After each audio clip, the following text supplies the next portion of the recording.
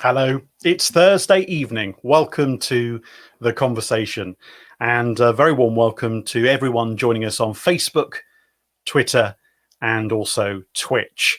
Of course, each week, the idea is to bring together those from the music industry, from film, from television and theatre, and chat about their lives, their work, and also just get a real sense of what it takes to be a creative in their industry. Tonight, I'm delighted to welcome songwriter, record producer, Eliot Kennedy to join us. So good to have you here. Thank you so much for being with us. How are you, sir? It's a real pleasure. Honestly, it is. How are you doing? I'm good. And we've been talking about getting together and doing this at the end of last year and saying it would be really great to get you on. And I'm so pleased you're able to join us. Well, it's an honor, mate. It really is. I really appreciate it. Now, El, I thought we could start by giving a sense of just some of the incredible work you've done over the years. And I think we do that in the sense of this gallery that has become the new thing on this conversation. It will bring back so many memories for you. And we'll just take a look at this for a moment together. Okay. There we go. Righty, look at that. Let's start, first of all, top left for those watching tonight live. Okay, yeah. And of course, it's the relationship that you have with Gary Barlow, a songwriting collaboration. Yeah, it is. My friendship with Gary, because it's first and foremost, we're mates. You know, he's one of my closest mates. We talk every day. And this is us two in New York working on Finding Neverland, which was our Broadway musical. Which we're excited to bring to the UK when we're all allowed back inside a big room again. But that photograph there is it's us working on 42nd Street in the rehearsal studio on song changes for Finding Neverland, which for those of you that don't know musical theatre, anything I thought I knew about songwriting had to go out the window, and we had to learn again. It was such a steep learning curve. So lots of rewrites, lots of changes, and lots of songs that sounded right in one place, they ended up being moved to another place. Unbelievable process. But that photo was that from New York. And we'll come back to all of these stories about, how it all worked as we go through our conversation together in the next hour. I want to go top right for everyone watching. You and one Bryan Adams. That's right. So that's in an empty Sheffield arena. Wow. After a sound check of his. Whenever he's in Sheffield. Now, the interesting thing here is that, ironically, I'd been to see Bryan at the Sheffield Arena in exactly that room where he was as a fan, because I was a fan and am a fan of Bryan Adams. And I remember the next day going into the studio and raving about how brilliant the gig it was. But I never used to like working in the studio when I was writing lyrics or whatever, because I just, the phone's ringing, people bobbing in all the time. So I'd get out of the studio and tend to go and do the studio shopping. And I was in the supermarket one day and my phone went. And this, back in those days, my phone was one of those big old bricks, with the big area. So when it vibrated, the whole supermarket shook. And anyway, I answered the phone and this guy said, hey, is that Eliot Kennedy? This is Bryan Adams. And of course, I swore. Like, is it? And he laughed and he went, "No, man, listen, it's Bryan Adams. I love your Spice Girls record." And I said, "Okay, and now I know this is," and swore again. And he said, "No, man, I'm in Manchester." I went, "I've been to see you last night in Sheffield. What the hell are you calling me for?" And he went, "Well, man, maybe we could have a cup of tea and maybe write a song. I don't know." I literally pushed my trolley, which was full of food, and got in my car and drove over to Manchester, where, sure enough, he made me a cup of tea. I might add, for a Canadian, makes a pretty good cup of tea. And we became lifelong friends. We're still great mates. I speak to him nearly every couple of days, and we're still writing songs and having a laugh. And, that's the important thing. Yeah, and that seems to be your way, that actually anyone I've spoken to about you seems to suggest that, you're just a guy who gets on with the job, but you're really easy to work with. Who's not telling me the right thing? Let's just start that sentence again. Everyone you've spoken to me about me, this is a bit worrying. Well, some of those people may well come on the show at some point in the next hour. Now, you know what? I learned a long time ago. I think when you start doing this, if you're lucky enough to have a career in the music industry, and Brian's worked this out, and Gary's worked this out, and just about everyone who has been doing it a long time works this out, that it's not about the success; it's about being a human being and maintain and just being real. So I learned a long time ago, and thankfully I'm from Sheffield, and people up here don't care who you are or who you think you are. You're treated like you treat people, and it's always a great sort of anchor in your life, you know. So I just sort of decided I didn't want to be that guy that did a certain thing. You know, I did boy bands or girl band. I wanted to make sure that I was, as a songwriter, capable of getting in the artist's zone, in their head, and trying to use their vocabulary, because my job as a songwriter is to sort of help them convey, express what they're feeling if they're not a songwriter. So it was a decision way back then to, the only way this is going to work is if you just got to be a good guy. You've just got to be a normal, regular person and not let any of this nonsense get the better of you. And that's stood me in good stead all my career. Do you know, in the last few months, because of the day job I do, I've had so many of those, particularly from the music industry, who've said, do you know what, Dom, the barriers have just come down. We're finding ourselves being completely different. When we're talking to our agents and our PRs, they're feeling different because they're doing homeschooling. Yeah. Everything's been turned on its head. And we think that hopefully the way the industry operates when it comes out of all of this will be for the better. I think, Dom, one of the things that is becoming clear to me is that people, what we're doing here, we're in each other's rooms, we're in our houses here. So a lot of that, all of those barriers have come down, because the only way we can get to people and talk to people and express ourselves is in this situation. So there's nowhere to hide anymore. That's one of the great things I think about what's happened. And it's given, people were always interested in a little peek behind the curtain. But for the artists that have been happy to do this, like Gary with his crooner sessions, it's been such a lovely way of connecting with artists in a way they've never been able to before. So again, it's like anything. You either embrace these changes and make them opportunities, or you sort of, you let them get the better of you. And I think that as a result, people are going to probably want things to be more real. The funny thing I have with Gaz, and to a lesser degree, Brian, but I can't stop. I always say to Gaz, I just can't believe you're still messing about with your hair. I knew you were going to say that. I knew you were going to talk about the hair. It's the funniest thing in the world for me. He still does a good old shiny photo session with a new suit and stuff, and he has to have his hair stuck up and stuff. And I called him the next day and I went, tell me that you've washed that gel out of your... And he's, hell, give me a break, lad. Honestly, let's not get started on this. So for me, after now making records, thankfully, it's all about being real and being about the music and just being who you are. I'm all about I'm all about that. Let's go back to the kind of beginning for you then, about music, first of all. As a kid, was it something that you really enjoyed? Was it something that you knew you had an affinity with? I grew up in Australia. My parents emigrated when I was really young, 3 or 4. And so I spent all of my childhood in Australia. And that's where my love affair with music started. My dad was a singer. And so he would go and do the equivalent of working men's clubs in the north we have. But in Australia, it was RSL clubs, the sort of sports right. clubs, And he would go into cabaret, and he did a bit of telly and all this kind of thing. And I would just go and sit in his dressing room. And we had like an organ at home. And I remember one day just never really thinking about it. And I was probably about 8 or 9 years old, and turned it on and sat. And I was just happened to be able to play it. I was able to pick out a melody, one of songs that Dad was singing. Of course, like all cabaret, he was singing standards, things that were successful records in the charts or whatever. So I was just able to play them. And it took sort of everyone by surprise, even me. I had no idea that I was able to do that.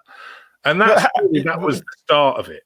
Did you just feel the music? I mean, and that sounds a bit ethereal, but did you Tom, connect with it? I don't know how to read music. I never have Right. done. I don't know how to read music or write it. It's like a different language to me. So That's so impressive. well, it is or it isn't, isn't it? But I think that I find in some circumstances that it limits quite a lot of musicians in my experience. And don't get me wrong, I have all the respect in the world for classically trained musicians. But when it comes to spontaneity or improvisation or whatever, it tends to be a bit of a hindrance, because unless it's on the dot, they don't, you can get into a routine of not really being able to express yourself. And that's ever so classic situation when you're recording strings or whatever. It's difficult to sort of get them to relate to things like feel or swing or whatever, things like that, unless it's on the dots. You don't know what you're talking about. So I have found it served me perfectly well to be able to just busk it, and I am one of the best buskers around me. I've made a career out of it. Well, it's fair to say then you've busked pretty well over the years, and it's. I think one of the interesting things is the collaboration work and how you can really work with lots of other people to bring together music, and the dynamic of different songwriters, for example, working together. That really interests me, because you can work alone, you can also collaborate. Yeah. Do you have to be a certain type of songwriter to be able to do that you are able to very easily, or maybe it's not easy, but actually work with someone else rather than go it alone? And how have you found your way? Because you don't just do one thing, you kind of mix it up a bit. Yeah, I think it's all about energy. And sometimes you can find yourself in a room with someone who's not particularly forthcoming with lyrics or whatever, but they've just got a great enthusiasm, and they urge you to sort of what else could we do, and it pushes you in different directions. That might not be technically co-writing, but the energy is definitely influential. So I'm quite egalitarian about this, and consider that if there's three of us in the room, it should be a three-way split. And if it doesn't work, just don't do it again. Have a good day, connect with another human being. I mean, come on, we have this ability to write songs and spend our day listening to music and making music and sharing stories about music. There's nothing bad about that. So if it doesn't work, don't do it again. But say hi and move on, and then do whatever you're going to do the next session. But I found that every now and again, you come across us, with me and Gary, it's very, very natural.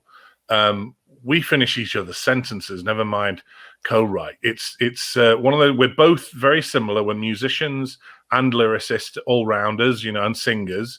So it's a bit of a waste of time, us being in the same room, if we're working on a project, because one of us is sitting twiddling his thumbs while the other's at the computer and playing parts in or whatever. So we tend to take different roles in that instance, or we do things like where we get a bunch of starts, not songs as such, just ideas, riffs, and sort of ideas. And then he'll take three and I'll take three, and we'll go into different places. And then when I get bored, I send mine to him, and vice versa, and we end up with a co-write. So in the entire musical of Finding Neverland, I think we might have been together 3 times to write those songs. The rest of it was just, one of us would take it further down the rabbit hole than the other, and then I would change the lyrics at the end of it, and then vice versa the other way around. We do a lot of it on the phone or on FaceTime or whatever.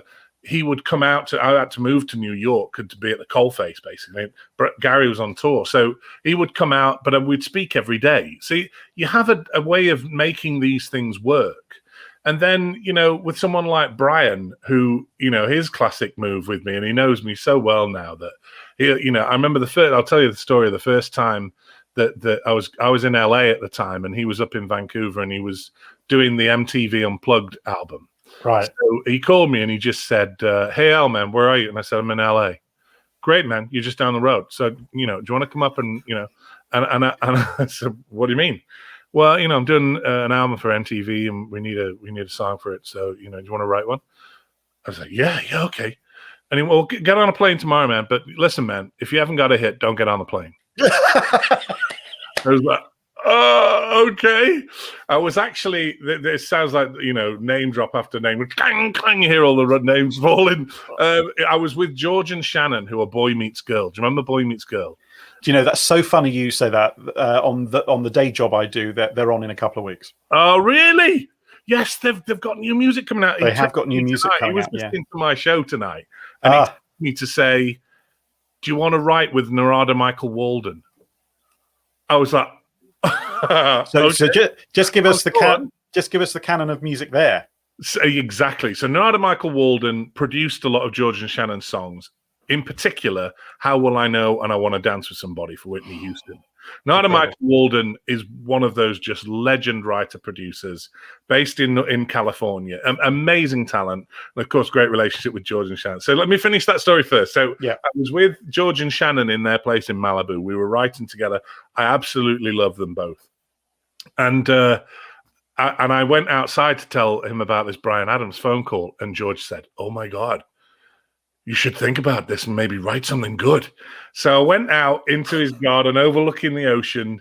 And when the moon's reflecting off the water, it's called the Moon Glade. I've only just recently learned. And I remember sitting there with my guitar, looking at the Moon Glade, and I saw a ship going over the horizon. And I started writing the song Back to You, like a star guides a ship across the ocean. It was about who is now my 23-year-old daughter, Livy. About being on the other side of the world from it. And I flew up the next day. I sang it to him. We finished it off. It was the biggest hit from the album. It was a great airplay record in America. So it was that panic of, I've got to come up with something good. So that became the thing. And of course, he does it with me. I fall for it every time now with Bryan. He does the same trick. And I never learn. I never learn from it. But there you go. It's about who motivates you the most. So different writing relationships, you kind of take different roles. Sometimes I'm the lyricist if I'm working with a track person. Sometimes it's the other way around, and I'll be the track guy and the musician, and leave them to top line. So it's about being flexible. I think that's really interesting. We always say to people, comment when you like, and we'll certainly take some key questions, when we're halfway through this conversation, which is rapidly going fast as it always does. But I just want to take this comment straight away in, El. This from Joey Clarkson Music saying, "I love that mentality. It's so refreshing to hear someone with your experience say that." That, I think, definitely referring to when you said about, you feel it, the music, you're not classically trained, you've learnt it, it's part of that. I think sometimes there's almost a sense, I don't know if you agree, that musicians, those who create music, are told that there's got to be one route. You've got to go to the Royal Academy of Music. There's no, and actually, do you think we potentially lose people from the industry because they're not able to feel like they are able to have a chance at doing it? Do you know what? It's hard. Dom, I came from nothing. My parents had nothing. My careers meeting in school went like this. I came from Dinnington, a mining village, right? And that my careers meeting was very simple. I went in there and sat down, and he said, "Which pit do you want to go down, Dinnington or Maltby?" And I said, "Oh, no, I want to be a songwriter." And he sort of looked at me, looked up from his pen, and he went, "Very nice, Dinnington or Maltby." That was it. They were my options. So, if I can come out of a mining village with nothing and no equipment or anything like that, and somehow carve a career, I look back at it now, and I can't remember the decisions that led me to those moments. So there's something going on here that I think I have a pretty good angle on, in terms of being a part of something that's far bigger than us, and being happy for that to be the case, for it not to be about you, for it to be about music. And my philosophy nowadays is that what we get to do is serve music. I think it's all out there. I think that everything that's ever been written or going to be written is all out there in some kind of field of energy. And if you're lucky, you get to put your aerial up and receive it. But to be able to do that, you have to surrender. You have to surrender that it's not about you. You have to get yourself into a place that you want to receive.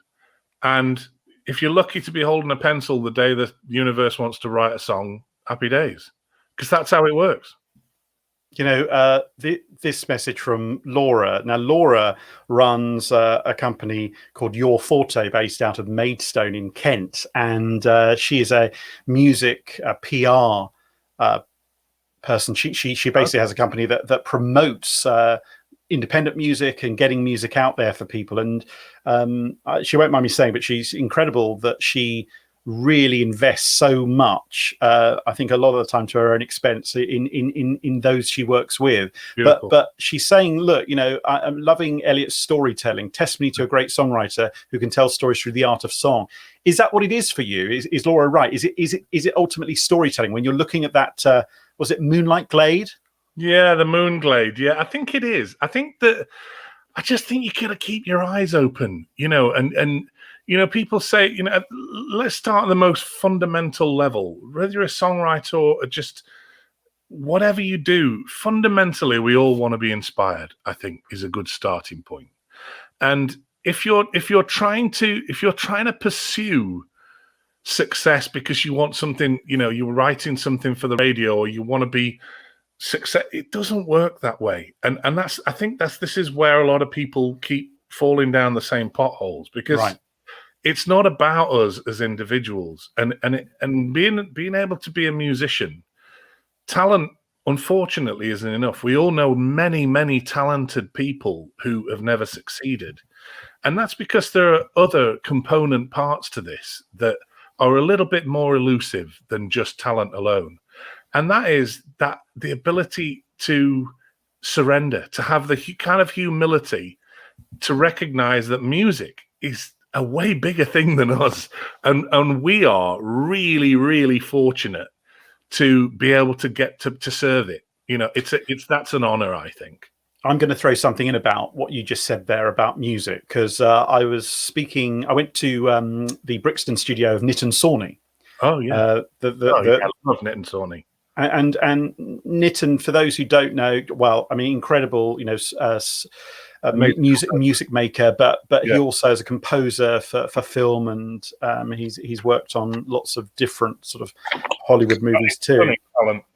But an outstanding talent. But he made this point to me about, if we imagine that the beginning of music was that sound of om, and imagine that was the kind of universe's music, and then people started to create sounds, and then they started to add other bits to it, and then before you knew it, words were being added, and it all came together. Is there a point, do you think, where you come away from the kind of physical creation of a sound and I'm going to sound like a loon here? Oh, I love it. Is there a part where you just can't even explain how you got that out of your head, how something happened with the instrument, how something came together? You almost knew it was about to happen, or the construct of the music just came into place, and you could almost go, well, whatever it is, you do it, because I'm just part of this. Yeah, I've had a couple of instances, and I dare to say that other songwriters will have experienced this feeling, and that is that because I'm completely happy and beyond honored to be able to be a conduit for this energy. What you get to do with this energy is personalize it. That's why songs have different characteristics and tempos and lyrics and all the rest of it, because we all have our own way of saying things, right? If everyone was given the same situation, we'd kind of all describe it subtly differently based on our experiences, our consciousness. So music's exactly the same, and if you see it like this, they built the Large Hadron Collider in the middle of, around Geneva, 28 kilometer circle, to discover something that was just an idea, and that is that everything in the universe comes into contact with a field of energy, and it then takes on mass. Just think about this for a minute. It seems ridiculous, but they were so into the idea, they spent billions on making this, and you know what? They were right. Higgs was right. So there is a field of energy that we can't perceive. in this universe that we live in, that gives everything its mass. It's an absolute fact. I think music lives in the same place. I think that all-pervasive energy that flows through everything and is made of everything you've ever come across or ever will come across is made of the same stuff. And if you're lucky enough, if you've got the right attitude, if you've got the right goods, you get to filter some of that through yourself and express it. Some people do it in architecture. Some people do it on paintings. Some people do it in the ballet. You know, it's whatever it is, you filter it. Some people write songs. So what we're dealing with here is something really, really pretty special. And if that isn't humbling, I don't know what is. And so when it comes to those moments, and you can if you get into a good place, if you're ready to receive, you can feel that. You can feel the energy pushing at your back, and you either resist and go, no, I'm in control. I'm in control. That's not going to take you very far. Or you can just go with it. You can go with the flow. How many times have we heard these phrases in our lives? Go with the flow. Yeah. You know, doing our time. That's your Malcolm Gladwell put a number on that. 10,000 hours. Paying your dues. These things all have very, very solid, grounding in the science of the real, as far as I'm concerned. We hear about all kinds of things that we just take for granted, but it's actually really fundamental to everything that we're doing. So I have come to understand as a songwriter, as a musician, that if I start from a place of just, being happy to be a part of it and wanting to be inspired, it's a pretty good place to start, because there's nothing but positivity in this. And what we're talking about here is the kind of energy that only knows how to create. As we sit here talking, it's out there creating more universe. Simultaneously, the bleeding edge of the universe is still creating stuff, and these simple fundamentals of how we came to be here. It's not disconnected. This stuff is all very, very connected. So that's my philosophy. That's how I start my day, and so far so good. I love that, and I'm looking at that image of you in the center of this gallery and seeing you in that space with that mixer. And I don't know if you remember who you were with, what that session was from. So that particular session is really funny. So there's a famous Yorkshire song called "On Ilkley Moor Bar Tat." Now, what that means is on Ilkley Moor without your hat. And as the song goes, it's "Tha's gonna catch the death of cold on Ilkley Moor Bart at," which means if you go up on Ilkley Moor without your hat on, you'll catch your death cold. And it's this Yorkshire song, this Yorkshire language song, and what happens in this song is you're gonna catch your death cold, and then "Tha's been a courting Mary Jane," you've been dating Mary Jane on Ilkley Moor without your hat on, Bart at. "Tha's been a courting Mary Jane," and then you'll catch your death of cold. Then we'll have to bury thee. And then the next verse is, "Then worms will come and eat thee up." Will eat you up. And then ducks will come and eat up worms is the next verse. And then the verse after that is, "Then we will come and eat up ducks." And then the final verse is, "Then we will all have eaten thee." So it's this and that was that session. It's this crazy old song. And Welcome to Yorkshire wanted me to produce a new version of this. Right. So I got in. Brian Blessed was in that studio with me. If you pulled that photo out even more, you'd see Brian Blessed sitting there next to me. Oh, how fantastic. And I got him to do a rap version of that song. I want to hear that. He wrote the lyrics it was beyond funny. So even though in that photo I look very like I'm orchestrating, I was actually conducting Brian Blessed. I love that. To Ilkley Moor Bartat. Can I ask you a geeky question about Brian Blessed in a studio? Oh, I know what you're going to ask. Yeah. Okay. So back in about, I reckon, 96, possibly, Bryan and his lovely wife, Hildegard Neal, were in the studio. They were doing a local theatre production in where I'm broadcasting from here in Kent, and they're in the studio. And Bryan had to do. I was on a commercial station and had to do a commercial for this theatre production, and we were in the Comprod studio, the commercial production studio, and we were trying to get Bryan to do this commercial. Now, Bryan, as everyone who's ever met Bryan in person knows, has not only that voice that you see on television or indeed with the film Gordon's Alive, but he has it in person. He's a very quiet man, and then it will start to rise. And we could not get the microphone to cope with his voice. So we had to have the microphone almost on the floor just so that we could get that commercial done. And we did. And it was like we said at the time, it's like, you know, we might have as well have gone into another town with the microphone. It was that, you know, just incredible booming voice. I had a nightmare. It was fine when he was rapping. It was fine when he was rapping. But getting him to sing, I'll tell you who else is exactly the same. Alfie Boe. Right. His voice it's so big. It has so much going on in terms of frequency range. It's weird, actually, because he's not a massive dude. You know, I mean, at least with Bryan, he's physically big. He's got a big old chest. But Alfie, he just, I don't know where it comes from. It's quite miraculous. Let's take this that has just come in via Facebook. Thanks, everyone, by the way, for sending in your messages via Facebook. Yeah, lovely. Thank you. Twitter, and also Twitch. And Twitch is new to us. So thank you to those people who are joining us on Twitch tonight. It's nice to see that some people are joining us as we speak. So this is The Conversation. It's a chance for me to chat to guests from the music, theatre, movie world.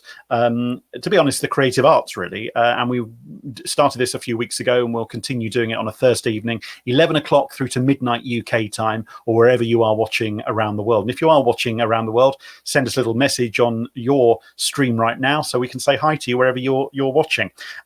So this is a person you worked with. Now, David Corbell recently had a hit with Dame Shirley Bassey, and tells an incredible story of how that meeting happened, which we might mention in a moment. But he has worked with you over the last couple of years, I understand. Well, I wrote that song with him. There you go. So look, here's the question. The question from David tonight. I've been fortunate to be in the studio writing with El and see the energy seemingly enter his mind. What does he feel or see when it's coming? Good question, David. Great question, David. It's not altogether pleasant, if I'm really honest, because it's I've had a few instances where, you know, I tend to keep my phone. I used to keep, you know, before the phone, the technology you could record into, I'd have a little dictaphone or whatever, a recording device by the bed, because, you know, these things can come at any time, you know, these ideas. And I've got a piano at home, which is a beautiful luxury, so I can sit down and see where my hands fall sometimes. But these ideas and inspiration come at really unusual times, and sometimes feels a bit like a stream of consciousness. So I got myself into a pretty good habit of just recording, just putting it into record, and almost just letting, whether it's a guitar or whatever, just go where you feel something is moving you. And I know it sounds a bit, I know it's, you know, it's a tough thing to sort of articulate, but it really is an energy thing. So if you can get out of your own way, if you can get rid of your ego, you know, because it just doesn't serve you. It might galvanize you in certain circumstances, but when it comes to music, you just don't need it. And if you can get out of your own way and just go where it goes, I think that all of those things that you've experienced in your life, they become your toolkit. So when an idea comes, you can go to the toolbox. You can get the right, you know, tool out and start carving the idea. Is the way I tend to look at this thing. So you know what David's talking about here is that, and I've been told I do this all the time, and you know, we might be mid conversation, and then I sort of zone out, and just sort of sit there and then go, what about? And then and I know David's kind of just looks at me and laughs, but I've gotten used to it now because at a certain point you just have to surrender. You have to go, okay, where should we go? What about this? And if it's not right immediately, you can feel it's quite there. Let's see. What about? Oh, sometimes it's a serendipitous, and you go somewhere by accident, and there you go. Serendipity is a big deal for me. Period. Right. The word. So let me just tell you my philosophy on serendipity and how this plays a part in it, because I think it's an important thing to understand. So serendipity is a fortunate accident. You try some things by accident, sounds great, but there's 3 levels to serendipity. One of them, the base level, is Columbian serendipity, and why that? I mean, here's Columbus, who goes out to set out to find the west coast of India, goes completely the wrong direction, and discovers America. What a blind accident! Right. He's so convinced it's India, we still call that part of the world the West Indies. How bizarre is that? So he discovers America, blind accident, total accident, but what a result! The second level is a little bit more defined, and that's Archimedean serendipity. Now here's Archimedes. He's looking to solve a problem that he doesn't know how to measure the volume of an irregular sized object. Right? He's no idea how to do it. He's racking his brains. He gets in the bath water rises, and he shouts, Eureka! He finds his answer, water displacement. Put the odd object, measure the water in a volume, put the object in there, and whatever the displacement is your volume. Perfect. So he's looking for an answer, but he finds it in an unusual place. So it's a little more refined. And then the best one is Galilean serendipity. Okay. Here's Galileo. He knows what he's looking at. He knows that we're not the center of the universe. Contrary to the church, he's a pious man, but he's also a scientist, and he can't deny that it's not all revolving around us. We're going around the sun because he can see moons going around another planet. So he builds the first telescope just to prove it. He thinks that's what he's going to see when he goes into look into that eyepiece for the first time. But what does he find? He finds the universe. Now that is Galilean serendipity. So you either subject yourself to this stuff, but the real results come when you really put work into the system, when you really focus. So it's not about sitting around waiting for it to come. It's about putting work in, being ready to receive. Listen, fall in love with music. Be ready to receive it. Don't close yourself off to this is what I do, that's what I do. In any one given time, I can go from Vivaldi to Slipknot in the same day and see beauty in it all. Because I think that if it's been created with honesty, if there's pain in it, and let's be honest, Dom, as human beings, we tend to only learn anything through pain. Yeah. It's an unfortunate thing about being human, but quite often amazing things come out of that. Amazing productivity comes out of an incredibly painful situation. So you either choose to embrace that and grow with it, or hide it in the shadows and make it your enemy. But I think that's so important what you say there about embracing, particularly that I think there'll be lots of people watching this who will be able to connect with what you said about particularly pain, because pain has an amazing way of finding its way out. It's like it's like water going through, desperately coming off the mountain, trying to find its way through. Yeah. How's it going to get there? How's it going to get back to the place where it needs to go? That's or, right. And that is what it is. And I think more people I talk to within this industry too, basically the whole bedrock of how they are doing what they are doing, and because of some sense of, not to get too Freud about it, but pain. Absolutely. Look, we're at the stage. It's always amazing. This is such a great conversation. I'm really enjoying it. Thank you so much for being with us. Well, thank you. Eliot Kennedy is here tonight, songwriter, record producer. We've talked lots about some of the music and literally. Imagine if you just picked up a CD and you suddenly had, one of his records on it. It's that kind of thing, There's so many. I've got a whole bunch down here. I could just pick them all up. We haven't talked about working with the Spice Girls, Celine Dion. We haven't talked about so many things. You'll have to come and do a part 2. But Happy to. The questions are coming in tonight. Thank you so much for sending them in. Keep them coming. We'll do a few of these. But something that, if you're watching this tonight, that actually you don't know about at this point, because I haven't told you. What's the point of having a world-class musician, songwriter of the soundtrack to our lives without actually having him perhaps perform for us? So this is exclusive to The Conversation here, not only in the UK, but around the world for everyone watching. So I'm delighted to say that Eliot Kennedy is going to perform for us in just a few moments. So enjoy this, won't you?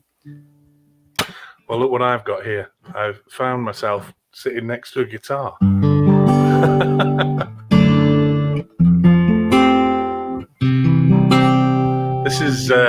This was my first #1 record, and the interesting story here is that I always had the ambition to have a #1 by the time I was 25. I always thought if I could just achieve that, I'd have a story for my grandkids, and you know, Granddad had a hit record once.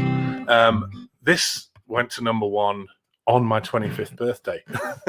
There's Serendipity for you. We've said goodbye, the taxi cab is waiting. Now don't you cry, just one more kiss before I have to go.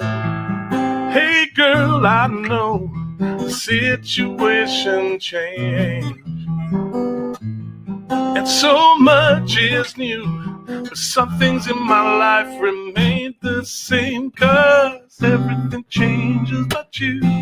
We're 1,000 miles apart, but you know I love you. Everything changes but you. You know every single day I'll be thinking about you, girl.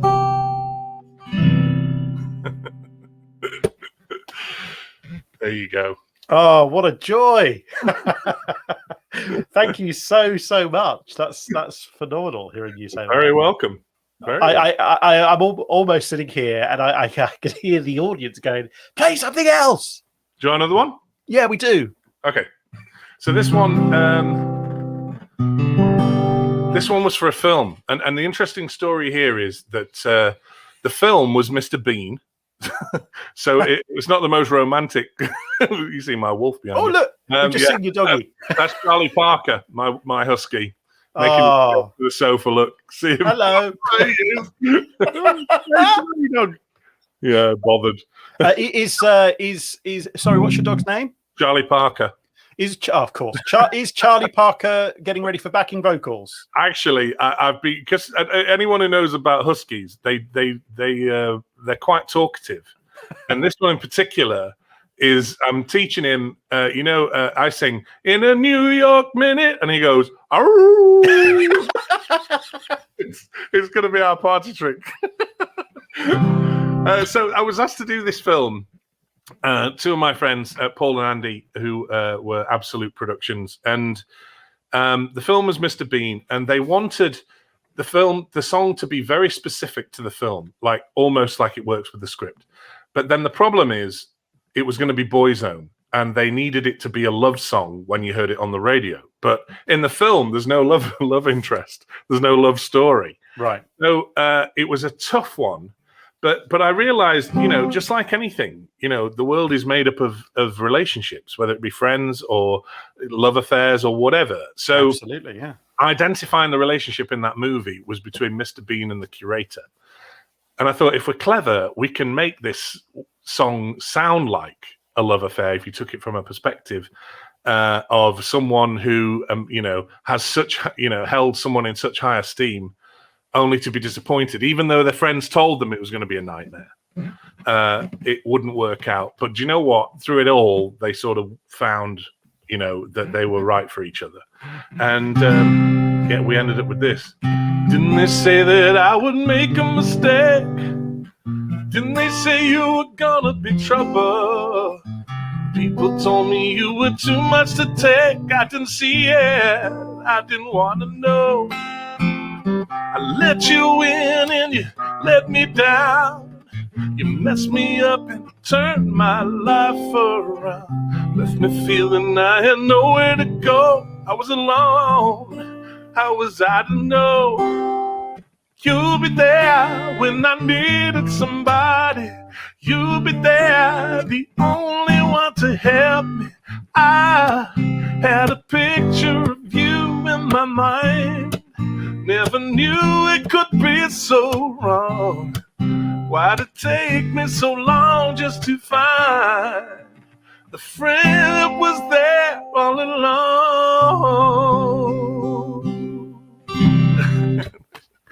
Who knew? Mr. Bean. There we go.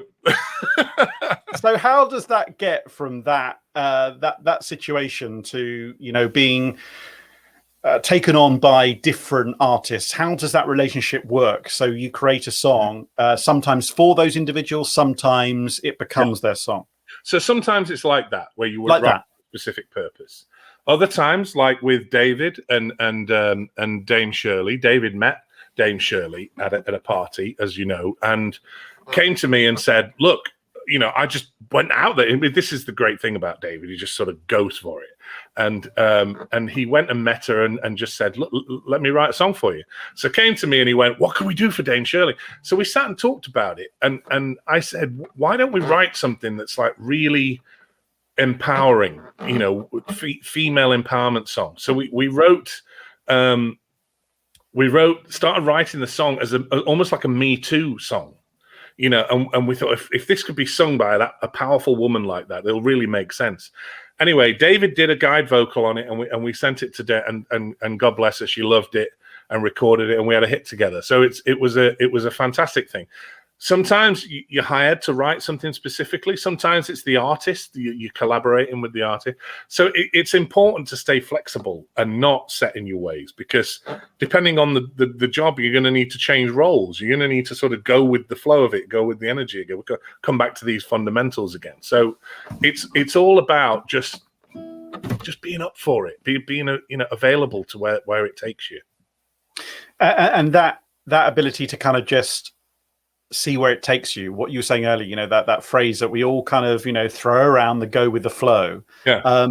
And clearly, you know, people will say it's hard, isn't it, sometimes to feel like you're able to. And there's so much at the moment where people are thinking about how they feel about life, and things have really changed in the last couple of years for us all. But fundamentally, that love, that passion, you know, we must never let it go from ourselves, or whether you can play a musical instrument or not. You know, it is all about just creating, and that might be that you just enjoy listening to music. You know, don't be afraid to just keep immersing yourself in music. And I always find it troubling if I ever hear anyone say, you know, oh, I don't like that type of music. And it's like, I get that maybe there are certain types of genre that you don't like, but actually immersing yourself in all different types, I think just really helps you and your soul. Find the honesty in all of it.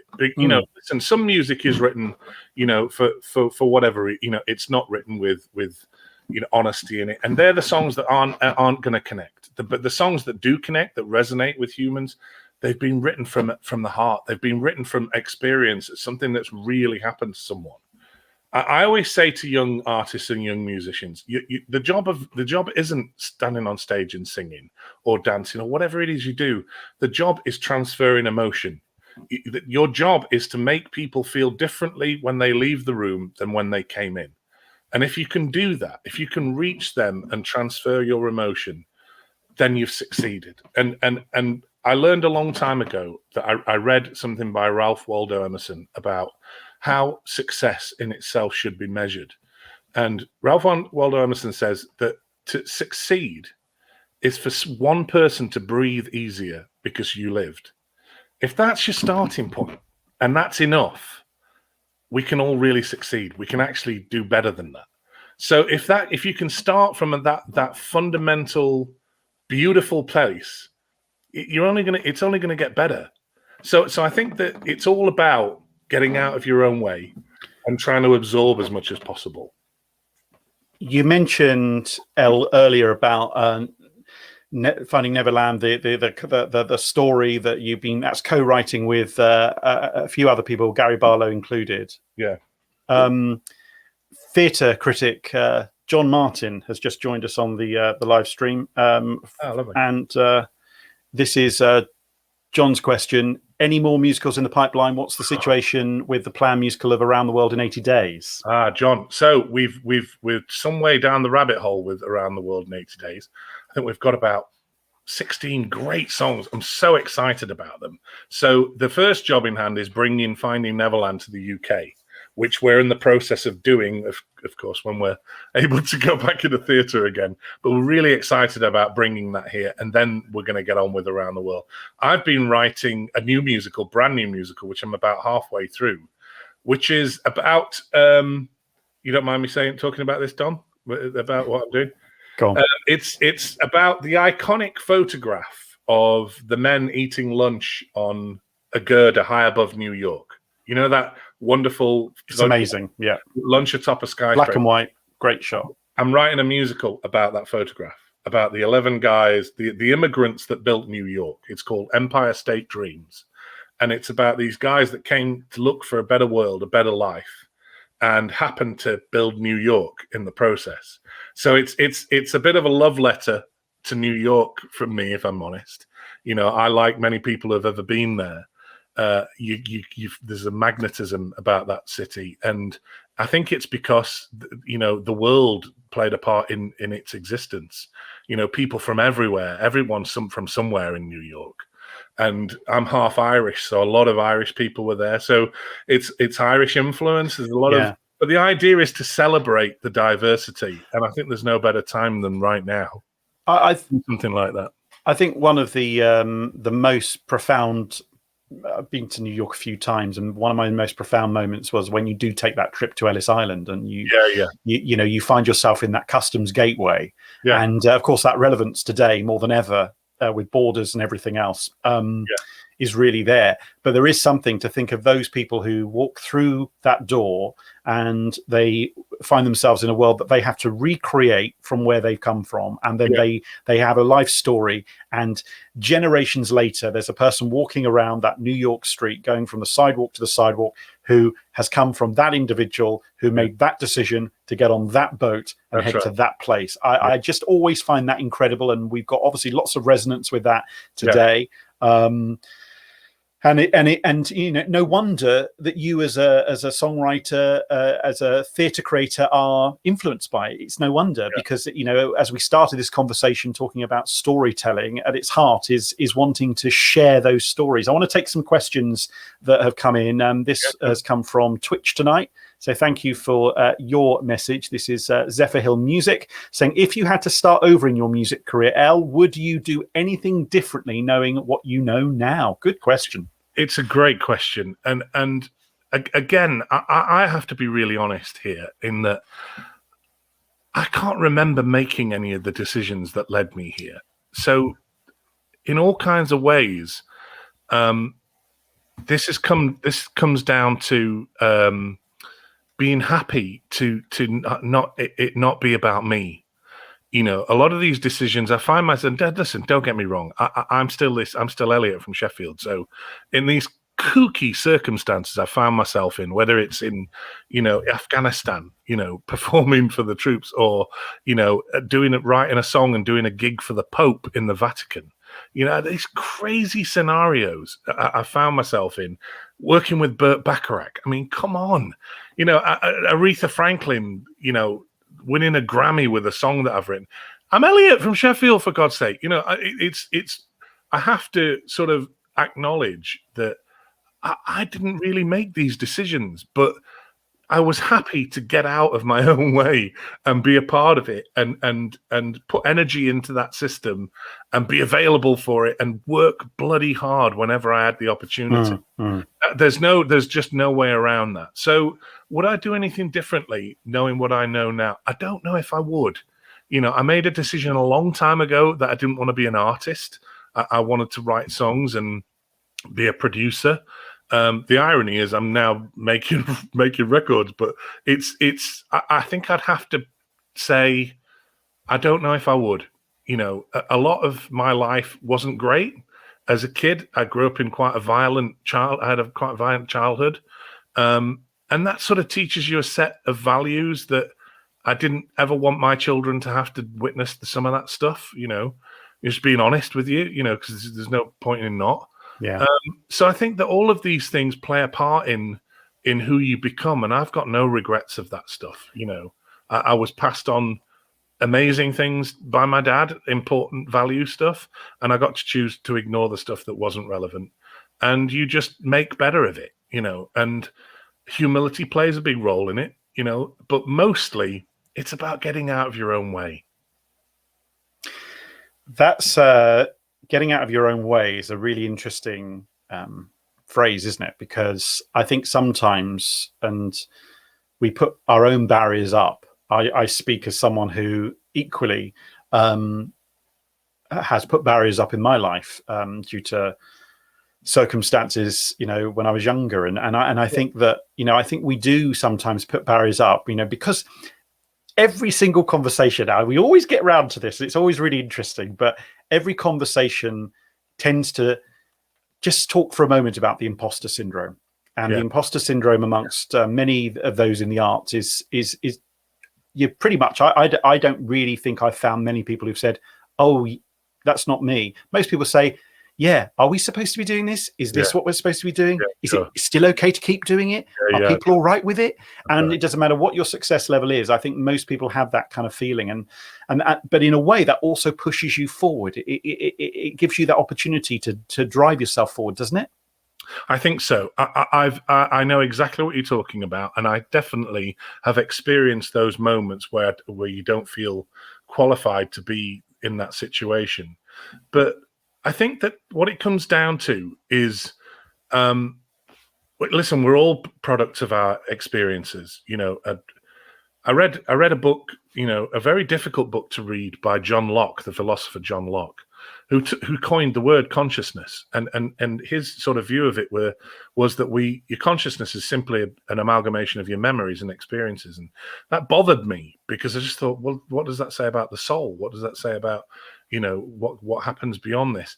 And I've sort of rationalized that it's actually not the case. It's an interesting perspective, but it isn't, because I've witnessed it myself. I've actually been in the presence of incredible energy from amazing people, and it's not about not feeling qualified. You're there for a reason. You're in those situations for a reason, and you don't have to constantly prove your resume or your worth.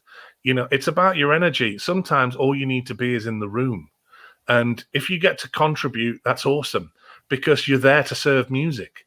So I'm all right with that. I've gotten to a place in my life where if it happens and the circumstances are right, and I can put work into the system, and it means that we get to do something and create something incredible, I'm all right about it being about me. And I think if you can get to that place, good things are going to happen to you, because it's all about that creative energy. It's all about that process. And then, you start to go, how did this happen? How did I find myself here? You didn't make those decisions. You were just happy to go with it. You were happy to be a part of something bigger than yourself. It's been just a phenomenal conversation. I think so many people who are sending messages as we speak, who have really enjoyed listening to you talk about your career, but also so many we couldn't get on here with messages of simply saying your honesty. And you said from the start, that's who you are. Yeah. So regardless, as we close here on the conversation for this week, regardless then of a Grammy Award, an Ivor Novello, being nominated for a Golden Globe. We just had the Golden Globe nominations come out the other day. You've had that honor in the past. Please tell me, from your perspective, how do we make sure that we keep music alive in a time when people aren't able to get onto stages and perform, and at the same time, there are opportunities to get your music out there on streams like this around the world? But how do we keep it alive? How do we make sure that we don't lose what is one of the fundamentals of our lives? We really love hearing other people's stories told in song. We really love hearing melodies that absolutely hit our heart, hit our soul. Everything you've just said there is an emotional decision. And I think that this is the biggest fundamental change in how we acquire music nowadays. Listen, as I've said, I came from nothing. So by the time I had 2 or 3 paper rounds, I was able to buy a single every week and once a month buy an album. So when I went to the record shop, to Our Price or Bradley's or Woolworths, wherever you got your records from, it wasn't a financial decision. I didn't have those options. It was a purely emotional decision which album I bought. And you bought that album and you carried it home and wore it like a badge. And you got home, you got in your bedroom and you took it out and you went through that beautiful ceremony of blowing air over the grooves like it needs that, and putting it on and delicately putting the needle on, and then just being happy to sit back and read the credits of the album. I mean, those beautiful moments.